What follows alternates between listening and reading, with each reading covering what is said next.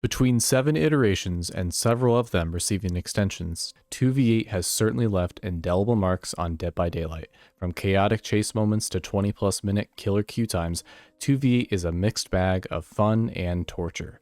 It's been very well established that 2v8 has some major problems, with some of these existing since 2v8 first started. Recently though, fear has started to spread that 2v8 could become permanent at some point in the future. While I would contend that 2v8 has basically become permanent at this point, I am concerned about the damage a more permanent version of 2v8 could do to DBD. There are plenty of dangers, both small and large, that 2v8 presents, but in order to understand these dangers, we first need to understand why 2v8 consistently pops up as the alternative game mode besides 1v4. Number 1, and most importantly, 2v8 is very popular. The Steam charts show a definitive spike in the overall player count every time 2v8 returns, sometimes even crashing the DBD servers altogether. 2v8 is so popular that it also wrecks killer queue times for not only its own mode, but also for 1v4.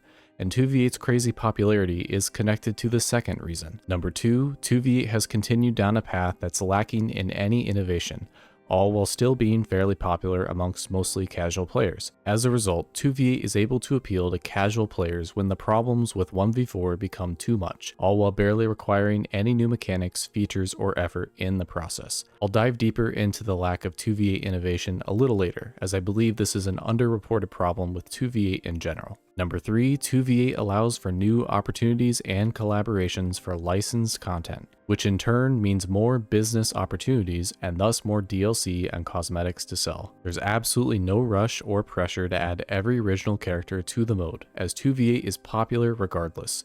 As a result, killers are drip-fed into the mode one killer or a few at a time. In turn, this also allows for more time to plan and set up for 2v8s themed around certain licenses or collaborators. We've already had a Resident Evil themed 2v8 as well as a Konami themed 2v8, so it's only a matter of time for other themed 2v8s like Stranger Things to happen.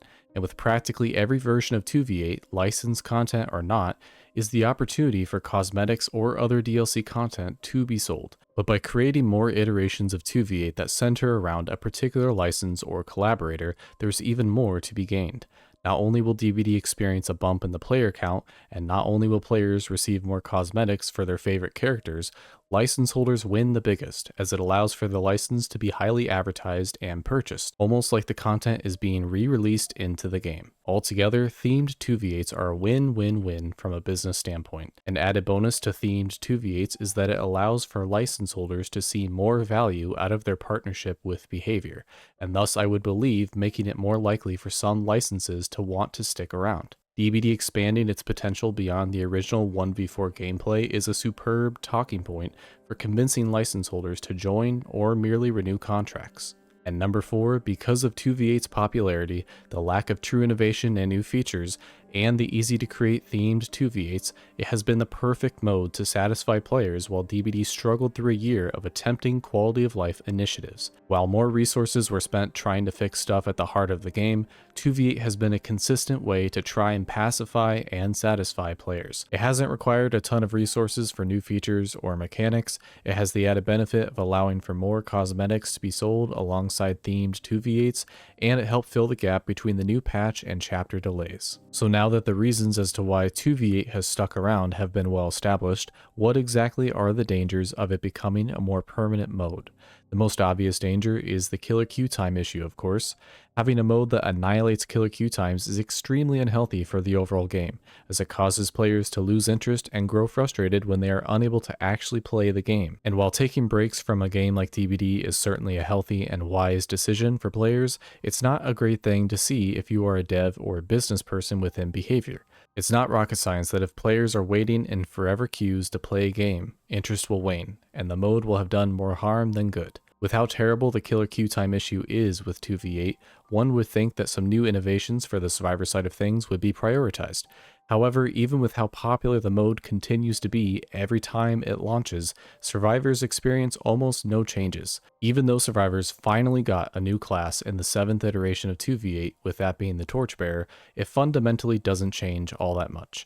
Even though it's cool that some survivors can now start the trial with a flashlight in hand, this is not innovating the experience. In all honesty, it begs the question, why doesn't each class start the trial with an item in hand? Having medics spawn with brown medkits or guides with brown toolboxes, for example, are simple ways to spruce up already existing classes. Restricting items in the trial is an understandable balancing choice, but if items are going to be so heavily restricted, then another new element or mechanic needs to be introduced. There's plenty of chests that already exist in 2v8, so why not have a plunderer's class, for example? Or what about a blacksmith class that can repair or create items from stuff around the map? Give survivors something else to do outside of the same generator objective that already exists in 1v4. The 4 original classes are stronger and more useful for the chaos that 2v8 brings, and to have only one new class be introduced after 7 iterations of 2v8 is simply inexcusable. Players need more of a reason to play Survivor in 2v8 outside of just blood points and easy escapes. It's one thing for 2v8 killer queue times to be quite lengthy, but the 1v4 queue times cannot be hindered in the process. Damaging killer queue times for both modes forever would most definitely cause that higher play count to dwindle, and the consequences of less people playing killer would only expand from there.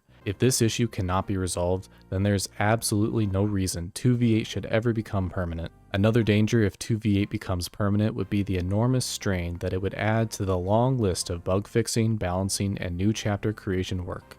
1v4 already has a mountain of issues that need to be addressed, and adding another game mode on top of this that has twice the players could massively delay fixes and content for both modes. This is made extra concerning given the lack of true innovation and attention given to addressing the current issues that plague 2v8. With that being said though, I do recognize that implementing new mechanics or elements for survivors to utilize in 2v8 is difficult to a certain extent. If the 2v8 survivor experience is made too different from 1v4, there's a risk that it could turn more survivor players away. The survivor experience needs to be both challenging yet still achievable, which is already a tricky balancing act in 1v4, and 2v8 is all over the place with how it functions, with stuff happening that involves little to no thinking. At the same time, I'd argue 2v8 functions in such a way because it's meant to appeal to more casual players. Gen speeds go up or down based on how many survivors are caged, auras are constantly being revealed, killers randomly gain haste and undetectable, survivors can sprint burst or heal at the press of a button. In other words, things just happen without much player agency, and the match is dictated by who gets their free buff to work first. Now, something new that was taken from the Resident Evil 2v8 are the tonics, which allow survivors to remove a cage state or heal themselves, with the tonics spawning where totems can spawn. But honestly, does something like this really change much? And why are totems being replaced by a new object when totems aren't even relevant in the first place? Why not make special totems spawn across the map? Or why not create a totem or boon class that can craft special totems for other survivors to utilize in order to remove a cage state? This lack of innovation is disappointing to say the least. Trying to appeal to casual players with 2v8 and more competitive players with 1v4 is already a double-edged sword. However, it's not the healthiest thing for a game that already struggles with balancing, bug fixing, and innovation. All it does is lower the standards of what players should expect from the devs, while also stretching the devs' resources too thin. And there's been little reassurance thus far that having any mode, regardless if it's 2v8 or not, becoming permanent would not take away from the current resources being used for the core game.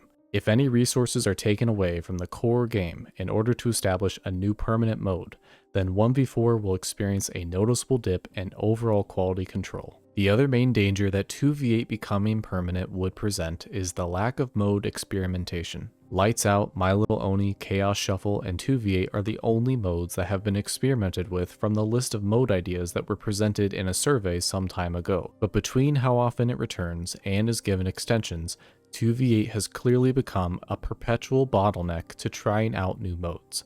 From a business standpoint, the easy thing to do is to keep bringing back the same mode because the data shows it's popular. However, it's become increasingly worrisome that the flaws that 2v8 bring about are ignored in favor of its popularity. In my humble opinion, 2v8 is standing in the way of other modes even with its obvious flaws because it's the safest option for the devs. There hasn't been much done to fundamentally change the mode, partially because it works even with the flaws, and partially because it doesn't demand too much time or additional resources.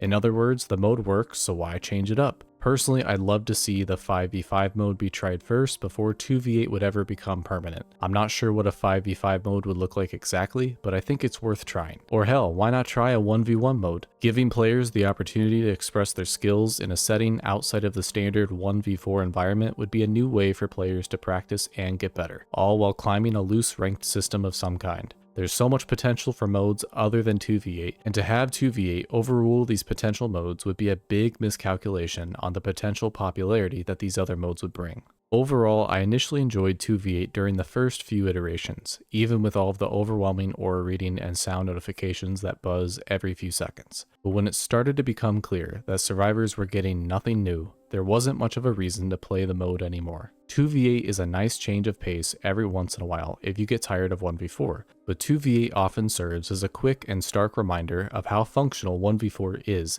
even with the many flaws and bugs. All in all, 2v8 is a mode that caters to more casual players, while 1v4 satisfies the classic and more competitive player base. The casual players that enjoy 2v8 is a pretty large amount, so it makes sense for 2v8 to be brought back at every chance it can be.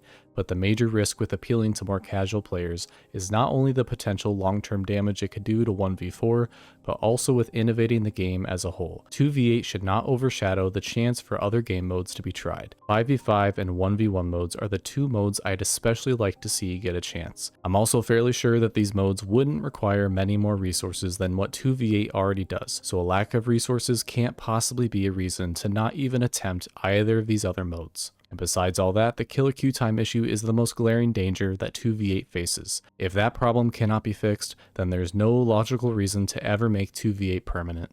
That's all I have for now. Thanks for watching.